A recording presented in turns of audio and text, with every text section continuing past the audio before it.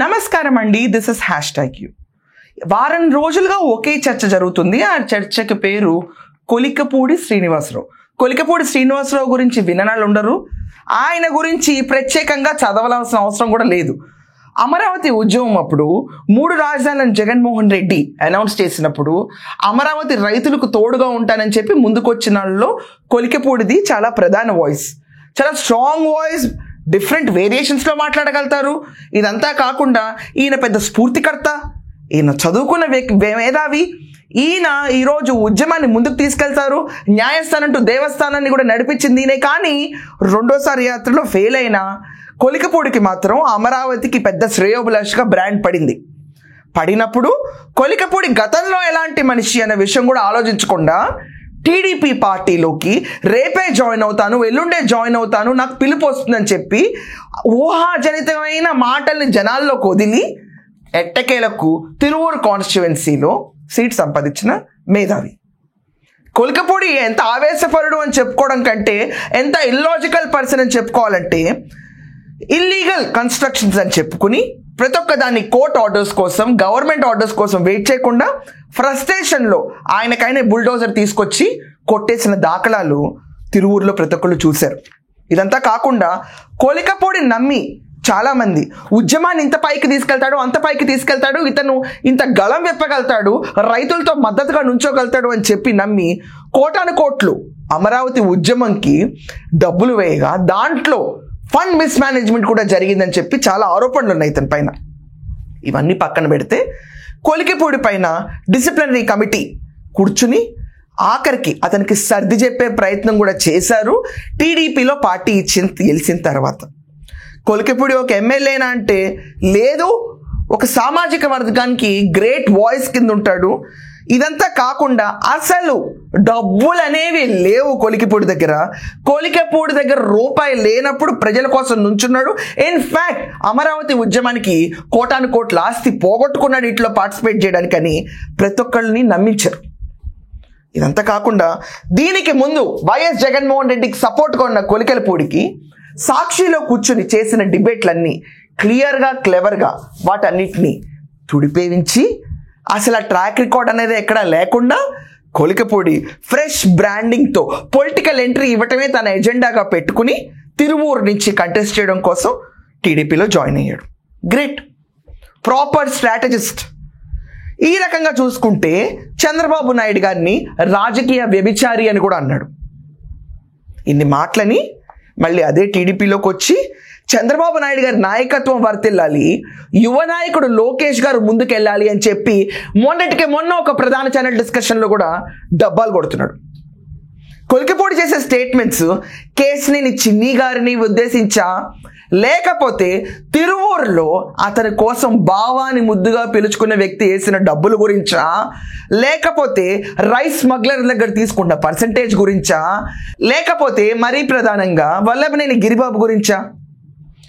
నేను ఈ షో చేసే ముందు మీకు ఖచ్చితంగా ఒక లైన్ చెప్పి తీరుతున్నాను, ఎందుకంటే ప్రతి ఒక్కదానికి భయపడితే చాలా వెనక్కి వెళ్ళాల్సి వస్తుంది. వల్లభనేని గిరిబాబు ఎన్ఆర్ఐ, ఈ పర్టికులర్ పర్సన్ కొలికపూడి విజయం కోసం కొన్ని కోటాను కోట్ల డబ్బు ఖర్చు పెట్టాడు. నిజాయితీ పరుడు అనుకుని అతని వెనకమాల తిరిగాడు. ఆంధ్రప్రదేశ్ భవిష్యత్తు మారుతుంది, 3 రాజధానులు కాదు అమరావతి రాజధానిగా ఉండాలి, చంద్రబాబు నాయుడు గారి నాయకత్వం ముందుకు రావాలి అని చెప్పి వినయ విధేయుళ్లాగా కొలికపూడి ఆస్పిరేషన్స్ నమ్మి ముందుకెళ్ళిన ఒక సామాజిక వర్గానికి చెందిన వల్లభనేని గిరిబాబు అనే అతను ఒక ఎన్ఆర్ఐ క్యాండిడేట్ కోట్లు ఖర్చు పెట్టగా రాను కొలికలపూడి వ్యవహారం ఎలా తయారైందంటే, హూ ఇస్ గిరిబాబు, నాకు అసలు అతను ఎవరో తెలియదే, మర్చిపోయే స్థాయికి ఎదిగిపోయిన కొలికలపూడి. ఇది కాకుండా బయట వింటున్న రూమర్స్ ప్రకారం మనం చూసుకుంటే కనుక కొలికపూడికి ఇక్కడ ఆస్తులున్నాయి, అక్కడ ఆస్తులున్నాయి, ఫార్చ్యూనర్ కార్లో తిరుగుతారు, సడన్గా ఇంత డబ్బు ఎక్కడి నుంచి వచ్చిందన్న విషయం ప్రతి ఒక్కళ్ళని హవాకు గురి చేస్తుంది. ఏమీ లేని వ్యక్తి, అమరావతి రైతుల కోసం పోరాడిన వ్యక్తి, ఉన్నదంతా త్యాగం చేసిన వ్యక్తి, తలకి గ్రీన్ కండువాని కప్పుకుని రైతుకు నేను మద్దతుదారుని అన్నట్టు తిరిగిన కొలికలపూడికి ఇంత ఆస్తులున్నాయా అని చెప్పి షాక్ అవుతున్నారు. నన్ను ఒకళ్ళు అప్రోచ్ అయ్యారు, ఈ వల్లభనేని గిరిబాబుకి అగెయిన్స్ట్గా మాట్లాడాలి, ఆడియోస్ ఉన్నాయి, ఖచ్చితంగా దీనిపైన ఒక డిబేట్ చేయాలని. నేను తీసుకున్న స్టాండ్ నేను నమ్మిన స్టాండ్ ఏంటంటే, గిరిబాబు గీత దాటి వ్యవహరించుండరు. ఒక ఎన్ఆర్ఐకి ఏం అవసరం ఒక రిజర్వ్డ్ కాన్స్టిట్యున్సీ దగ్గరికి వెళ్ళి ఖర్చు పెట్టడానికి? ఒకవేళ పొలిటికల్ ఫ్యూచరే ఆశించిన why Kolikapudi who is Giribabu కాదు, వై కొలికపూడి, ఇతన్నే ఎందుకు సపోర్ట్ చేయాలి అన్న లాజిక్లోకి వెళ్తే, అమరావతి ఆంధ్ర పైన ఉన్న ప్రేమను చాటుకోవడానికి ఒక 34 ఏళ్ల యువకుడు తనకున్న కష్టార్జితాన్ని తీసుకొచ్చి ధారాదత్తం చేస్తే శ్రమించినాడికి రూపాయి విలువ తెలుస్తుంది, నమ్మిన వాడికి మోసపోయిన బాధ తెలుస్తుంది తప్ప, ఖర్చు పెట్టేసిన పక్కన డబ్బు ఖర్చు పెట్టేసి మోసానికి గురి చేసిన వాళ్ళకి ఆ బాధ ఎందుకు తెలుస్తుంది? అలాంటి గిరిబాబు మీద నన్ను ఫోర్స్ చేసి వీడియోస్ చేయాలి అని చెప్పి ప్రెషర్ తీసుకొచ్చారు. There is no going back. Giribabu గురించి ఎంక్వైరీ నేను చేసిన తర్వాత చాలా నిజాలు బయటకు వచ్చినాయి. ఇతను మోసపోయిన వ్యక్తి. ఎలా? కేసినేని చిన్ని గారిలాగా ఒక మోసపోయిన వ్యక్తి. కొలికపూడి చాలా గర్వంగా చెప్పుకుంటున్నాడు తన మొన్న లేటెస్ట్ ఇంటర్వ్యూలో, కేసినేని చిన్నికి నేను 5 కోట్లు ఇచ్చాను టికెట్ కోసమని. దాంట్లో బ్యాంక్ ట్రాన్సాక్షన్స్ చూపిస్తుంటే 50 లక్షలే కనిపిస్తున్నాయి, అంటే 10%. మరి మిగతా 90% ఎక్కడ పంపించారు కొలికపూడి గారు?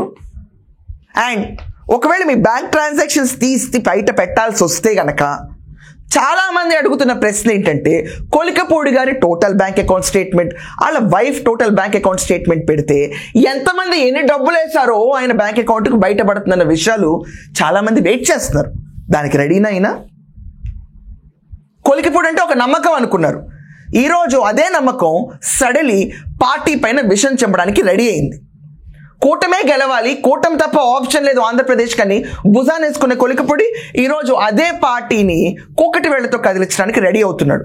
పార్టీలో మెంబర్గా లేనప్పుడే చంద్రబాబు నాయుడు గారిని రాజకీయ వ్యభిచారి అని మాట్లాడిన కొలికపూడి ఈరోజు ఆయన పైన స్టూడెంట్ యాక్షన్ ఏమైనా తీసుకుంటే గనక ఇదే మాటల్ని 10 రెట్లు ఎక్కువగా అనకుండా ఉంటాడన్న డౌట్లు కూడా చాలా మందిలో వస్తున్నాయి. తప్పే ఉంది ఆలోచించడంలో? తప్పే ఉంది. కొంతమంది అయితే కొలికపూడిని కోవట్గా చూస్తున్నారు పార్టీలో. ఇలాంటి కోవట్లు ఇంకొక 10-11 మంది ఉన్నారని చెప్పి కూడా అంటున్నారు. మొన్న లిక్కర్ కుంభకోణంలో జయచంద్రారెడ్డి ఒక కోవట్ కింద తేలాడు. ఈరోజు కొలికలపూడి కూర్చుని తన సపోర్టర్ అయిన గిరిబాబుని కానివ్వండి, తనకి వెన్నుండి నడిపిన గెలిపించిన కేసినేని చిన్ని గారిని అవనండి, చివరికి ఆఫ్టర్ ఆల్ 5 కోట్లు ఫ్యూ లక్షల కోసం ఎగపడే ఒక వ్యక్తి కింద బిజినెస్ అనేది తెలియదు, ఇతను ఒక బిజినెస్ చేసే వ్యక్తి కాదు, అతనికి ఏమీ లేదు అని ఒక మినిమైజ్ స్కైల్లో తీసి పక్కన పడేసే లెవెల్కి కొలికపూడి ఎదిగాడంటే వారేవా, నీవు నేర్పిన విద్యే. నువ్వే అన్నావు కొలికపూడి గారు ఒకప్పుడు వీడియోస్లో, మీరు చెప్పారు చిన్ని గారు లేదే నేను గెలిచేవాడిని కాదని. ఈరోజు మీరే చెప్తారు చిన్ని గారు నన్ను 5 కోట్లు అడిగారని. ఎవరు ఏది నమ్మాలి? And above all, for example Kolikapudi గారిని పక్కన పెట్టి కేసినేని చిన్ని గారిని మనం కనుక అబ్జర్వ్ చేస్తే, విజయవాడని ప్రమోట్ చేయడానికి మొన్న ఉత్సవాలు అవనండి, ప్రతి ఒక్క ఇష్యూ అవనండి, ఆయన ఖర్చు పెట్టినంత డబ్బు ఎవరు ఖర్చు పెట్టలా. ఎంపీ క్యాండిడేట్ ఆయన మంచినీళ్ళలాగా ఖర్చు పెట్టి విజయవాడని పేరు బయటకు తీసుకురావాలనుకుంటున్నారు. ఒక రాయల్టీ ట్యాగ్ అటాచ్ చేద్దాం అనుకుంటున్నారు విజయవాడకి. ఇది జరగలేదే పోయిన ప్రభుత్వంలో. కేసినేని నాని కూర్చున్నప్పుడు ఇలాంటి అటెంప్ట్స్ ఎప్పుడు జరగలేదే. అహంభావిపూరితంగా కేసినేని నాని లాంటి వాళ్ళందరూ కూర్చుని చంద్రబాబు నాయుడు గారికి బొకేళ్ళు ఇస్తున్నా కూడా పక్కకు దోసి నువ్వే ఇచ్చుకొని జే గల్లా గారు ఇచ్చినప్పుడు చూసిన విజువల్స్ అందరూ మర్చిపోలేరు. ఆరెగెన్స్ ఉన్నప్పుడు డెవలప్మెంట్ కనిపించదు. చిన్ని గారిలో ఎక్కడ ఆరెగెన్స్ కనిపించదు జనాలకి. చాలా నార్మల్ పర్సనే, చాలా సాదాసీదాగా వెళ్ళిపోతూ ఉంటారే. అలాంటి ఆయన పైన విషం చిమ్మాలి అన్నా ఎవరిచ్చారు స్క్రిప్ట్ కొలికపూడికి అని ఎవరికి అర్థం కావట్లా.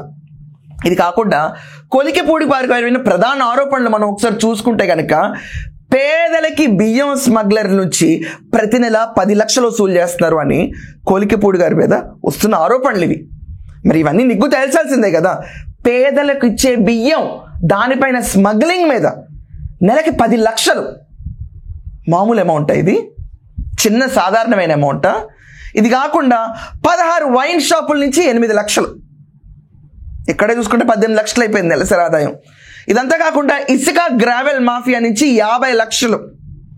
ఇవి ఆరోపణలేనండి, కానీ ఆరోపణలు కూడా నిగ్గు తేల్చాల్సిన పరిస్థితి ఉంది కదా జనాలకి. ఈరోజు ఎవరు కూటమిలో బాగా పనిచేస్తున్నారు, ఎవరు మన కళ్ళల్లో మట్టి కొడుతున్నారో కూడా మనం తెలుసుకోవాల్సిన అవసరం ఉంది.